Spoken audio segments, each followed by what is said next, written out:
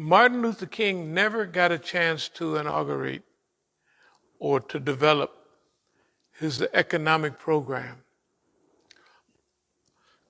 But in Oakland, California, we got a chance to do that. Now, there's going to be a funeral coming up very soon I have to go to in Oakland. And it's from one of our brothers that was in our organization. In fact, number 3. The leadership structure was myself, and then the communications director or the people that handled acquiring what we needed to do, whatever business we do, was right under me, an old friend from since we was teenagers. And then the overall manager of the crew was the guys under us. They had came in, and this brother, we used to call him Mellow Mike, he was over the crew that he brought in with him was all Panther orientated. So he would supervise. This is the structure we had. And everybody, now that I'm telling them, they'll look at it, they said they did have that structure. The leadership structure, who's the overall leader, the one that procures whatever product it is that you handle, right? And then the one that distributes and manages, and that's what he used to do. Now, myself and my friend, we were the oldest. And when I met this brother that just passed away, maybe I was 22 or 23. And I told him, I said, young blood, you want to drive Cadillacs? He said, yes, sir. And within a hot minute, he was driving Cadillacs. And in fact, a lot of the brothers in the organization had new Cadillacs, like big Brohams. What I would do is, they got a regular salary, but they wouldn't save money. So I would set something aside for them. And that's where people thought, oh man, he's just buying everybody Cadillacs. Well, technically they had earned it. They didn't expect it, but I was estimating their value in what we was doing. They just thought it was a big, this is fun, you know what I mean? Hanging out with everybody, you know, dealing, all of that. But to me, I had studied management, you know, the principles of management. And so the way I was looking at it is, I was a manager. The other brother was the vice president or the functionary that, you know, handled procuring and everything like that. And then there was an overall supervisor. Now I'm running it, basically everybody's, you know, hanging out in it, but that's the real structure. And it was unbelievable. I mean, we broke all records in Oakland. It's just unbelievable what we did at that time. I mentioned at the time 1968 because that was a time when we coined, 68 and 69, when we coined the phrase and the name East Oakland Enterprises. And what that meant was that right there in Oakland, I had some friends that were boxers, and if they're watching, they'll verify. Okay, so if they wasn't getting the fights that they wanted, I would front them the money, get the Oakland Auditorium, and they'd get and then they would put on their own fights. Now, if it didn't fly, it wasn't because they didn't have the backing, and I would do this several times, and after a while, you would see that they wasn't at that level of management yet, remember, we're all kind of young, and all of this management and handling, in your early 20s, and yeah, it was, who has that skill? And plus, we'd not been in the military. We hadn't been, of course, we'd been in a lot of jails, so you get some little organizational structure. But anyway, that was a structure. But there was an ideology behind what we was doing, but we never talked about it to the public. We never talked about that ideology to the public. And so, let me see what this says.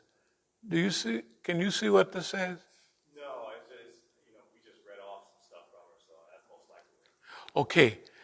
No. That's the reason I wanted to run it off, so that it would be, eventually, very soon, I'm going out there this week, but I may come back for Eid and then go out there on a semi-permanent basis. Okay, I'm going out there to take care of business.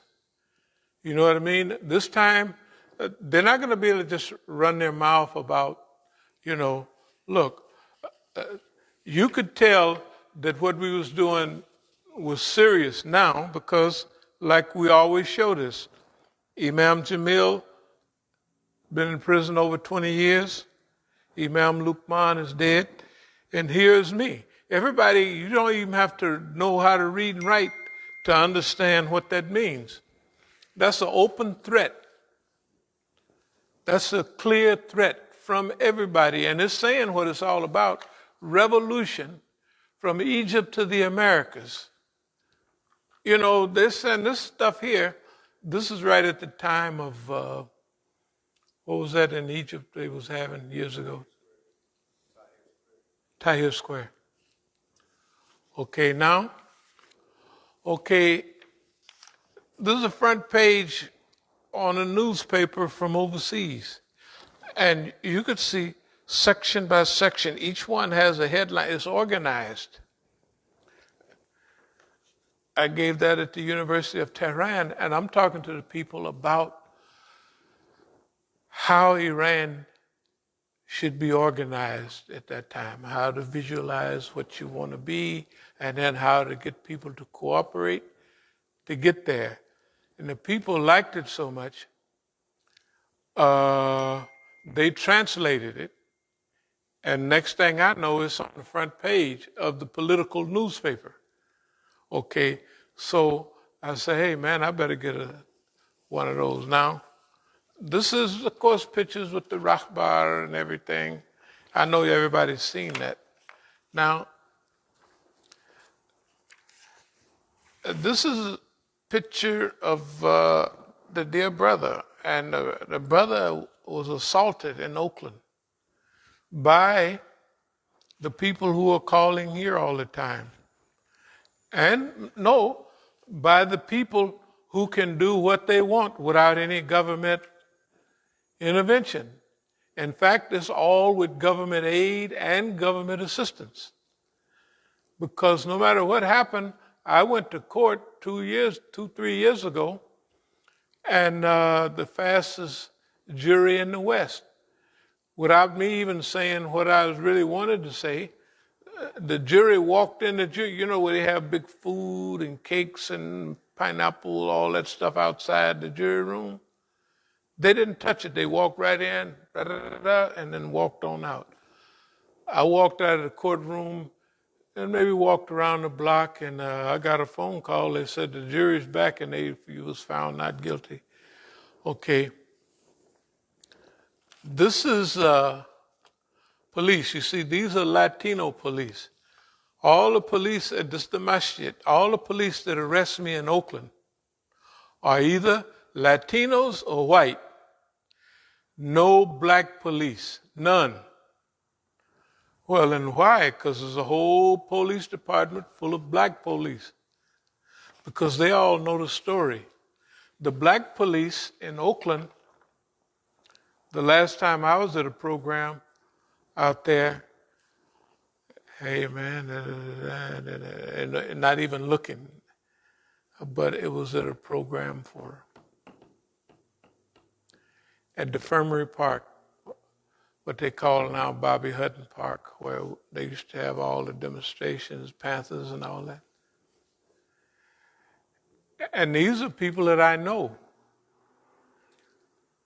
And I know some of them are undercover police. All they're telling me is how they respect what we respect what you've been doing and trying to do. And they're not even looking at me like, you're just talking and, picking a piece of grass. And these are people I've been knowing all my life. I've been knowing very well for the last 45, 50 years. And they're like the guys here. They're undercover police. And I know what they are. And they done said to me, I don't know, we're proud of you. Because some of them were infiltrated a little bit in what we was doing, to get more information and all that. And then they know when I stop that, they know that I don't do that. You know what I mean? They know all of that because they all right there. And they said, man, we're proud of you, And almost the white FBI almost said the same thing when they come to the Masjid in 87. I come hollered at them, told them to get on out. And I said, am I doing anything wrong over here? They said, no, you're doing very well. In other words, they didn't have the FBI. And all of them are shocked because there's certain rules. Once you get in the game, you don't get out, and you do like many of my old friends. They either turn snitches or they've been for years and years going back. They get out and they go back and they go back. And finally they just get old and die. But here it is at the top of the career. I stop. Okay. Now I have to let you know that whatever these people, I'm not going to call them crackpots or names or anything like that. I don't care what they're talking about because everybody in Oakland already knows the story. Number one, if they're talking about somebody with the police, here's a guy, Mukhtar is standing here almost holding the police's hand. I'm in there trying to clean my internal stuff out, you can see, and here they are, and here he is right here. Like he called the police, and none of them have a right. He don't have a right, and they don't have a right. And the people in the masjid, they don't have a right. Now, Abdul Malik them and everybody in Oakland knows that story. They thought about peer group pressure. If all of them was on one side and said one thing, and I'm on this side by myself saying something different, that I would eventually just, and they do studies on that type of thing. They do studies on it, that people don't hold up on that. It's simple studies. And I never even had the hint at not following through on exactly what I was doing, to the point that we gained control over them. That's why we use terms like discombobulated and, white man on the line. In other words, when you get a fish on the line, you now controlling, that person is hooked, or that fish is hooked. Unless he snapped the line or something, you can control it, you could tire them out, you could do whatever you want, because you got them hooked. Of course, y'all know that we have been studying what we've been doing in detail all these years. And so we went through several phases ourselves. One of the reasons I want to get out to Oakland and begin to clear up these things is not mainly because I'm tired of these people, which eventually you can get tired of, but are not tired in the way like, hey man, y'all ought to leave me alone. That's why I bring my phone with me sometimes. I just want them to call. And that means I got their behind hooked. They ain't got nothing. You know, when I get a call, I look, I see the number. If I want to answer it, I answer it. If I don't want to answer it, I don't answer it. And if I don't answer it, they call and call it, make some more, you know, like they know I'm here and they want to call. And they got pictures of my pictures that they don't supposed to have, you know, all that stuff. And they put them up here to show me that whatever I'm doing out here, I'm linked in. They are linked in with people here. It's stuff that I've been knowing all my life. I've been knowing